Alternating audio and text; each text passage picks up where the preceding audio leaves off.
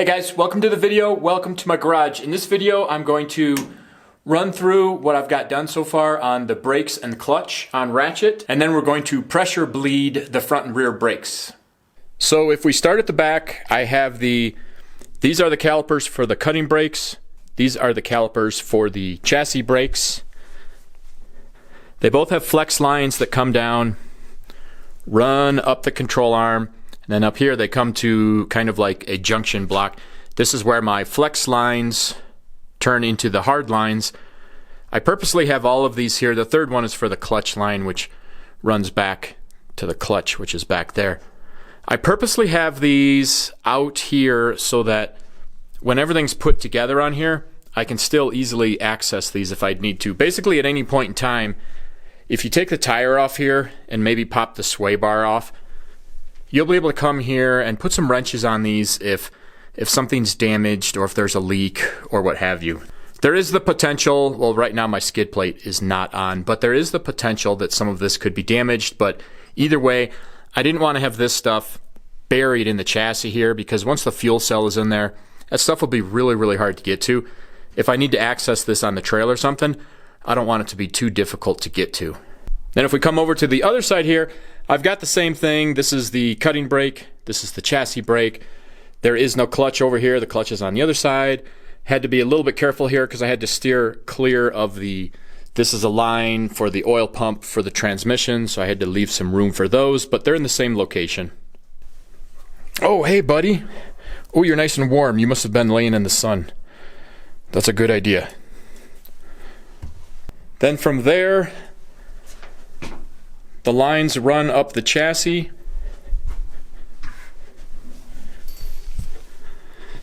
They come up through here, and I've got a little junction block or a little manifold here. And this is coming from the master cylinder for the rear brakes. This is my brake light switch. This is a port that runs over to the passenger side. This is where the port continues to the driver's side. And then this is my cutting brake. This is the line that feeds the cutting brake, and this is the driver's side, passenger side lines running to the cutting brake. This is a little junction that I added for the clutch just because I couldn't run one continuous line from the clutch all the way up to the clutch pedal, so I added a little junction here. One thing that's different on Wratchet here is he has a line lock for the front and the rear. This can be used as a parking brake out on the trail or wherever I am. I didn't do that on Mahler, and I regret that every time because he doesn't have a parking brake right now. So if you're out on the trails and you're parked, you've got to turn the engine off, put it in gear, and even that is a little bit questionable. So I did add this. It adds some points of failures, and you can see it adds a bunch of additional fittings and whatnot. But it is something that I really wanted on this chassis, so I've got those. Each of those up here are fed directly from the master cylinders. So this is the master cylinder for the front, master cylinder for the rear. Pushing in those locks the line, and then from here they continue out to the calipers. Then over here we've got the clutch master cylinder, then we've got the front brakes master cylinder, the rear brakes master cylinder, the hard piping for those.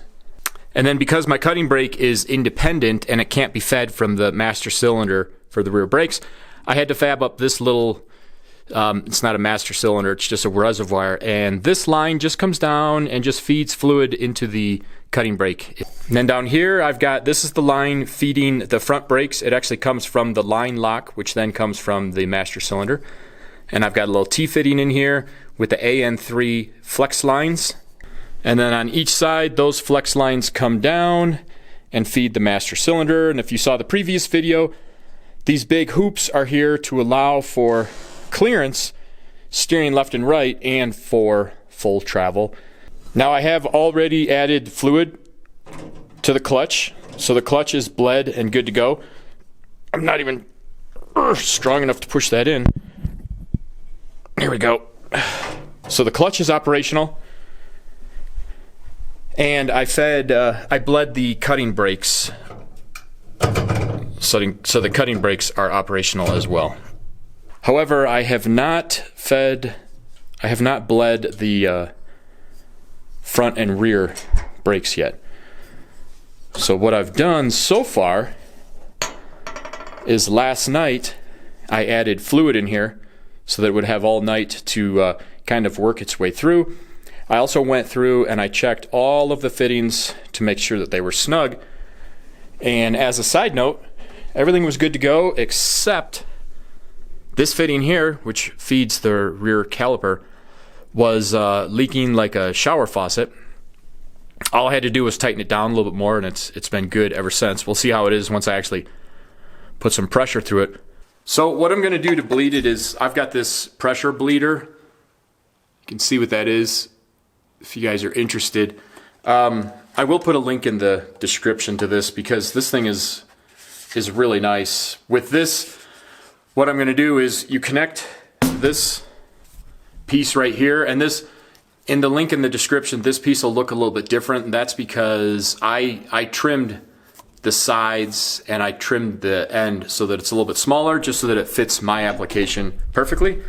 But with this, you can see it's got brake fluid in there, and when you pump it up, and I'll usually pump it up to 15 psi, then it pushes 15 psi of brake fluid into the master cylinder, and then it makes it so that you don't have to pump the pedals or anything. You just go back there and open up the bleeders, and it pushes the fluid through. And it pushes the fluid through fast enough, at least at 15 psi it does, that it'll push air through the high spots and everything. You'll see, I'll try to show some of that as I'm videoing it. But for right now, I'm going to get this set up probably on the rear caliper, and then I'll pump this up with pressure, and then we'll push all the air through. Or we'll push the fluid through, which should push the air out.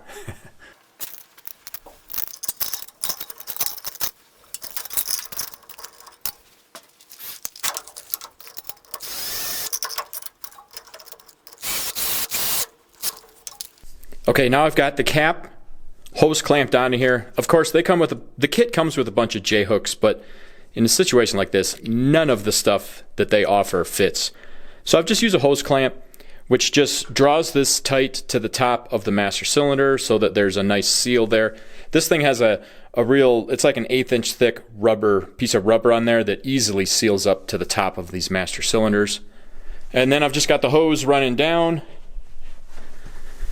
And then I've got this sitting on a nice level surface here because I want to make sure that the dip tube that runs down here has to always be underneath the level of the fluid. So this has to be on a nice level surface. And then I will be pumping this up to 15 psi to get started. And then when I do that, I've got this thing, which is just an empty brake fluid bottle. And this is the brake fluid I'm using. It's nothing special at all. And this just has 2 hoses, which on these calipers, I need to bleed this fitting and I need to bleed this fitting. So I'll have this propped up in here somehow, and I'll be bleeding out of both of these. What do you think, Kev? You ready to bleed some brakes? Hopefully we don't have a brake fluid geyser like we did yesterday. That was a mess, huh? Alright, so I'm at 0 psi. I need to pump this up to 15.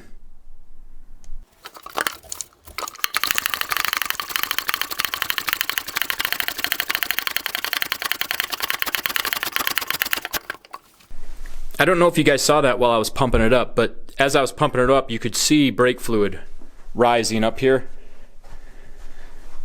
And then it's now pushing brake fluid under 15 psi of pressure into the top of this master cylinder, which is then going to push brake fluid without me hitting the pedal or anything. It's going to push brake fluid through the hosing, through the park lock, through my manifold, and then out to the driver's and passenger side calipers. And then when I crack these bleeders loose, it should push the air out and the fluid at the same time. And I'll do that. I'll be bouncing between the two until it's completely clear, and then I'll go and do the other side.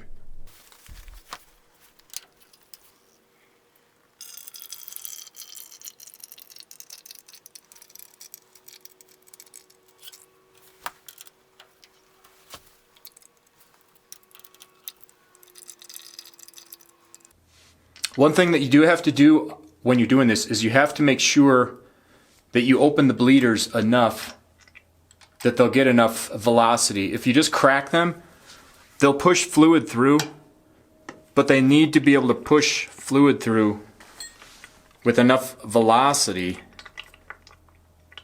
to pull air through there with it.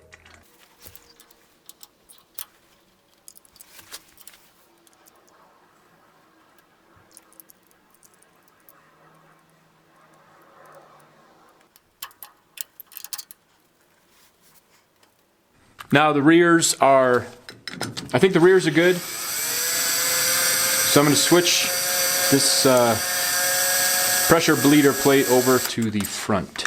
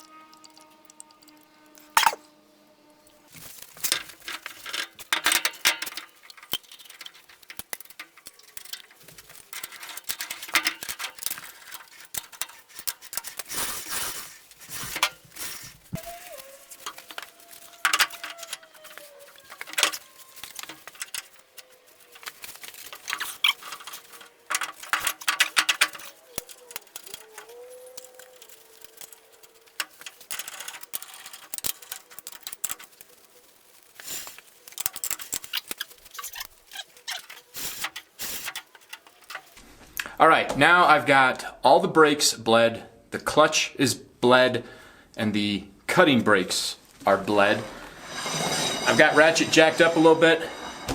I got the front and back tires on the driver's side on so that I can spin them around. I want to test a couple of things out. So first, I'm going to test the cutting brake on this side by giving this a little spin. All right. That's working. And it's fun too. All right, that's the cutting brakes. Let me try the regular brake.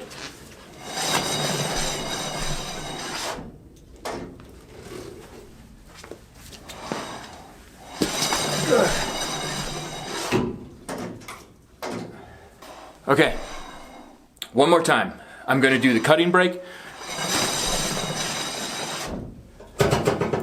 Now I'm going to do the foot brake. Now I'm going to put some pressure on the foot brake, and then I'm going to push the park lock.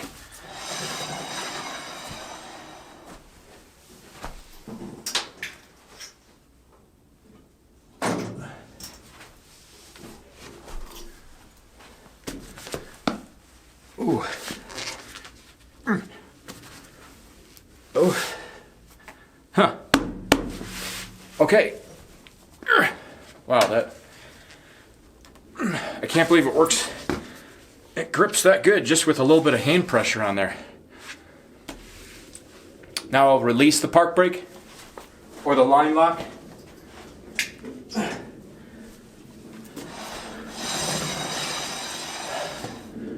Okay, now I'm out of breath. Alright guys, so that's it. That's it for this video.